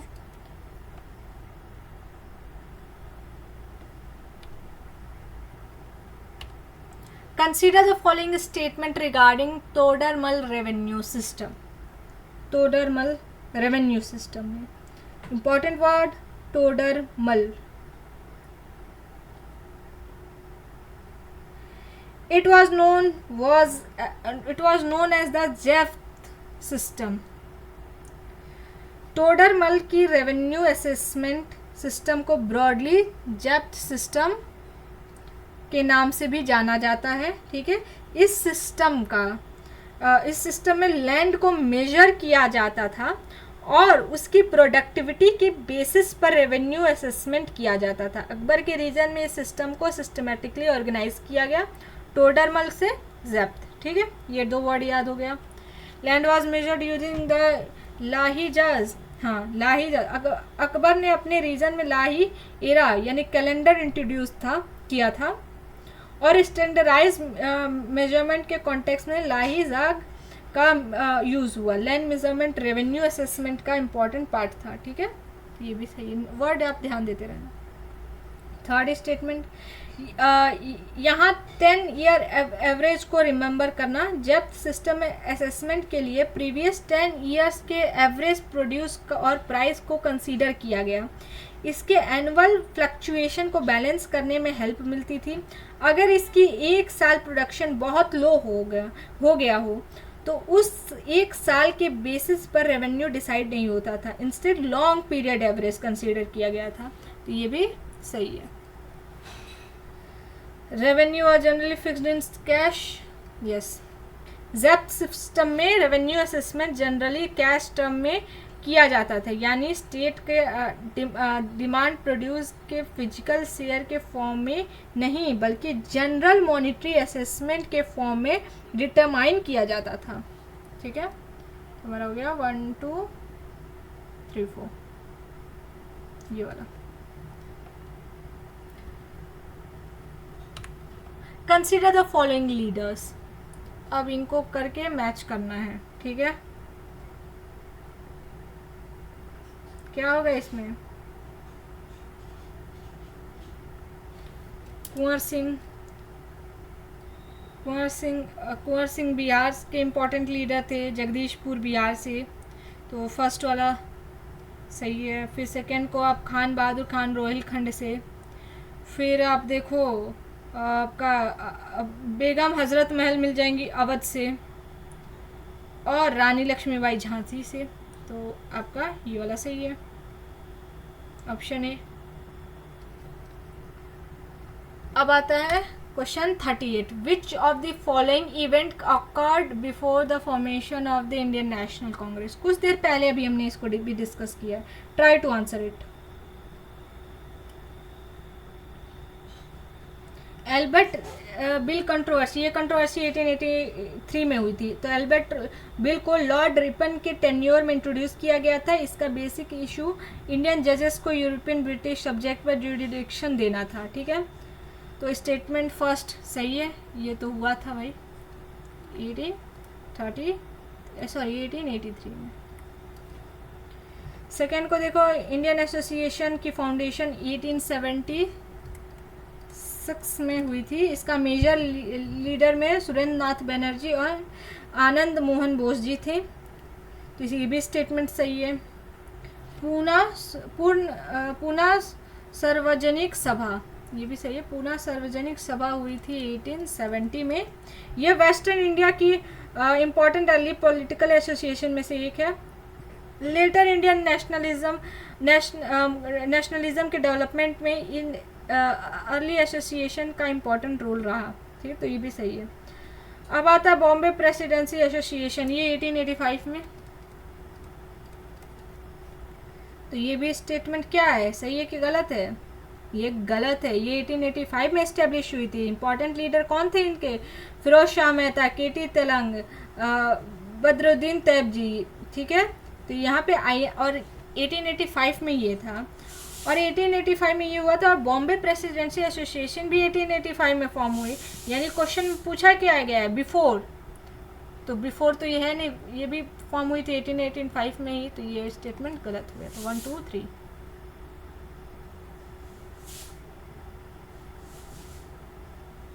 1 2 3 यार करेक्ट। कहाँ है 1 2 3?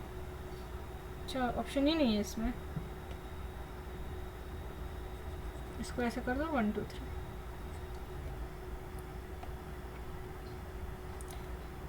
अब आता है question 4। Arrange the following in chronology order. Again chronology order का मैंने इसलिए क्वेश्चन आपको डाला है बिकॉज ऐसे क्वेश्चन इस भी बहुत देखने को मिल रहे हैं, तो इनको वापस से करो। Simon commission 1927, Nehru report, Simon commission 1927 ले लो, नेहरू रिपोर्ट 1928, मोतीलाल नेहरू जी के चेयरमैनशिप में ये हुआ था। इसका ऑब्जेक्टिव था इंडिया के लिए कॉन्स्टिट्यूशनली फ्रेमवर्क प्रपोजल प्रेजेंट करना, ठीक है। नेहरू रिपोर्ट भी कहा जाता है, नेहरू रिपोर्ट ये था।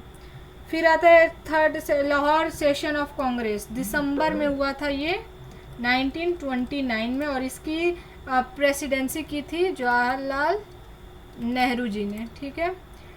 गांधी इरविन पैक्ट, यहीं से क्या हुआ था, पूर्ण स्वराज का गोल लिया गया था, यानी complete independence. Gandhi Irwin pact हुआ था आपका 1931 में, ठीक है। ये भी मैंने डिस्कस किया ही है क्या हुआ था। 1 2 3 4 अरे कंसीडर द, अगेन उसी पे क्वेश्चन है, नर्दन ब्लैक पॉलिश्ड वेयर पे। इसको ट्राई करो क्योंकि इसको मैंने ऑलरेडी एक्सप्लेन कर लिया है, थोड़ा सा क्वेश्चन बस डिफरेंट किया है, बाकी सब सेम है, तो उसको ट्राई करो। पहला, second urbanisation, yes. First urbanisation कहा जाता है इंडस वैली सिविलाइजेशन को, फर्स्ट अर्बनाइजेशन कहा जाता है आपके आईवीसी को, और सेकेंड कहा जाता है इसको, ठीक है। सेकेंड आपका होता है रफली जो 6th सेंचुरी के बीसी के बाद का है। इस पीरियड में स्पेशली गंगा वैली में टाउन और सिटीज़ का सिग्निफिकेंट डेवलपमेंट हुआ था, तो ये इससे रिलेटेड है, ठीक है।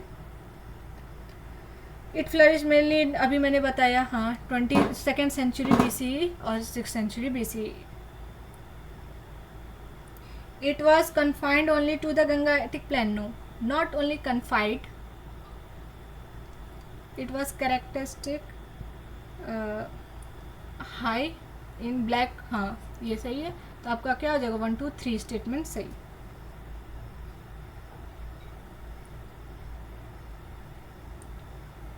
अब आता है आपका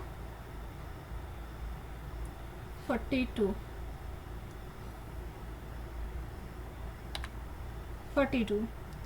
अब इसको आप ट्राई पहले करने की कोशिश करो, पहले आप करो। Which one of the following Sangam work give the most detailed description of the Chola port city of Kaveripattinam? कई बार अभी तक हम डिस्कस करा चुके हैं इसका सिंपल सा आंसर होगा पट्टनीपल्ली, ठीक। आगे बढ़ते हैं। Consider the following statement. Megasthenes divided modern society into 7 classes. किया था कि नहीं किया था?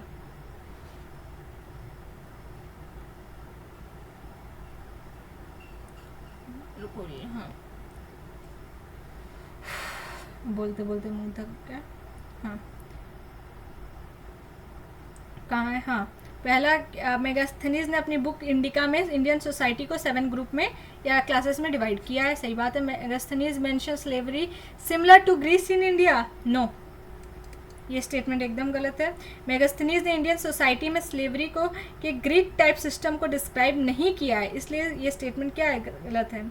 स्टेटमेंट थर्ड, मेगास्थनीज ने पाटलिपुत्र जो मौर्यन एम्पायर की कैपिटल थी का डिटेल डिस्क्रिप्शन दिया है, ठीक है। पाटलिपुत्र को वुडन वॉल जिसको परिषद से सराउंडेड बताया गया है, ठीक है, तो ये भी सही है। तो हमारा क्या होगा, 1 और 3।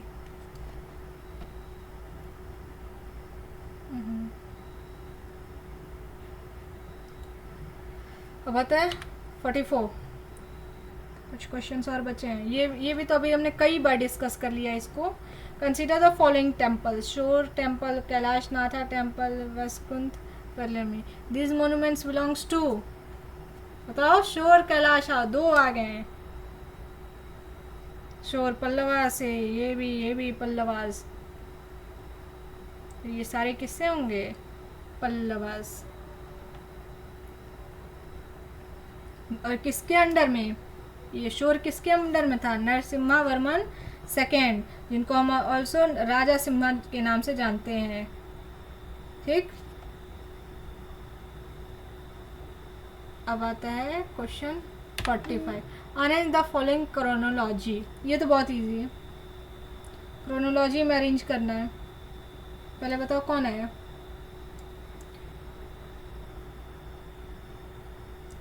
पहले आए चंद्रगुप्त फर्स्ट, फिर समुद्रगुप्त आए, फिर आपके चंद्रगुप्त सेकंड आए, एंड देन कुमारगुप्त।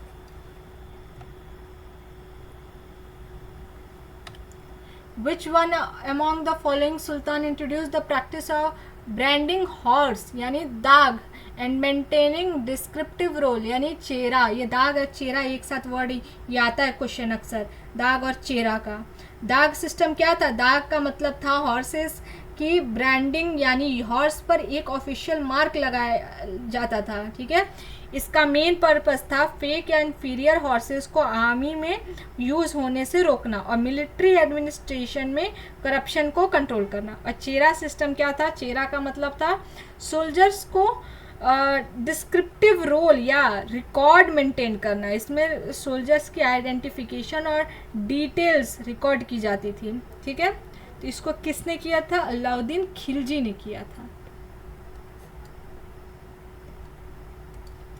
अब आता है क्वेश्चन 47, मैच द फॉलोइंग। पहला तो बहुत इजी है, केसरी न्यूज़पेपर, बाल Gangadhar Tilak ji.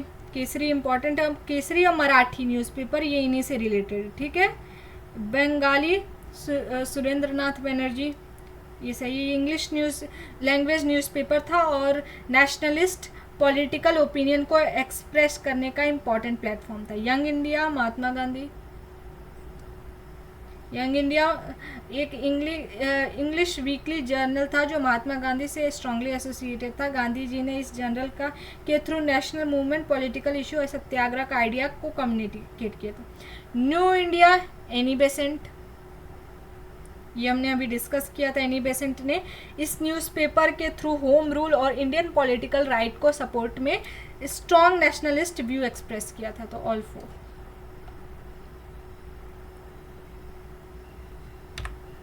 Consider the following events. Again chronology वाला क्वेश्चन है, बताओ पहले क्या हुआ था। चौरी चौरा इंसिडेंट आपका होता है 4 Feb 1922 में। ठीक है, इस स्टेटमेंट के बाद महात्मा गांधी ने नॉन कॉरपोरेशन मूवमेंट विदड्रॉ कर लिया था। ठीक है, फिर आता है काकोरी कॉन्स्पिरेसी, ये हुआ था 1925 में। काकोरी ट्रेन एक्शन भी कहा जाता है। रेवोल्यूशनरीज ने गवर्नमेंट ट्रेजरी को ले जा रही ट्रेन को काकोरी के पास टारगेट किया था। ठीक है, फिर आता है लाहौर सेशन, हमने कई बार अभी तक डिस्कस कर लिया 29 दिसंबर में। और गांधी इरविन पैक्ट जो अभी तक आपके जवान पे चढ़ जाना चाहिए, कब हुआ था? 1931। तो बताओ क्रोनोलॉजी क्या हुई इसकी? 1 2 3 4। अब आता है 29, कंसीडर द फॉलोइंग पेयर्स। इसमें अब आप पेयर्स को बताइए। ब्रह्मो समाज राजा राम मोहन राय जी से एसोसिएटेड है। इसकी फाउंडेशन 1828 में की गई थी। इस मूवमेंट का मेन फोकस था सोशल एंड रिलीजियस रिफॉर्म, जैसे आइडल वर्शिप और सोशल इविल्स का अपोजिशन, जिसमें सती प्रथा सबसे पहले आती है। आर्य समाज दयानंद सरस्वती जी 1875 में हुआ था। बैक टू वेदास का यहीं पे फेमस प्रिंसिपल था। प्रार्थना समाज आत्माराम पंडुरंग, हाँ इन्होंने ही किया था 1867 में। फिर आता है रामाकृष्णा मिशन स्वामी विवेकानंद जी। ठीक है, तो ये 1897 में। 1 2 3 4। आज का last question, consider the following pairs. Last और बहुत ही इजी। इनाम गांव अभी तक हमने कई बार डिस्कस कर लिया। ये चारकोलिथिक पीरियड से रिलेटेड है। कहाँ का है? महाराष्ट्र। दमबाड़ भी महाराष्ट्र। आपका निवासा भी कहाँ का है? महाराष्ट्र। और अहर बनस कल्चर मध्य प्रदेश का है? नहीं, आरबानस हमने अभी डिस्कस किया था, कहाँ का है? राजस्थान का। तो क्या होगा 1, 2 एंड 3, ठीक है। इस तरीके से हमने 50 मोस्ट एक्सपेक्टेड क्वेश्चन फॉर सीडीएट 2026 को हमने कंप्लीट कर लिया। आई होप आपको क्वेश्चन समझ में आए होंगे, क्वेश्चन पैटर्न समझ में आए होंगे, बिकॉज इसी पैटर्न को सीडीएस कुछ सालों से फॉलो करती है, ऐसे क्वेश्चन फ्रेम करती है, ठीक है। तो हमने थोरली पीवाईक्यूज़ को पढ़ा है, उसको एनालिसिस किया है, डीप एनालिसिस किया है, और उसके बेसिस पे जो टॉपिक्स बार बार रिपीटेड हो रहे हैं, जिस टाइप के क्वेश्चन बार बार रिपीटेड हो रहे हैं, उन टॉपिक्स को हम समझे और उनसे इन क्वेश्चंस को फ्रेम किया गया है, ठीक है। आई होप आपको ये सेशन अच्छा लगा होगा। Thank you for the today's session.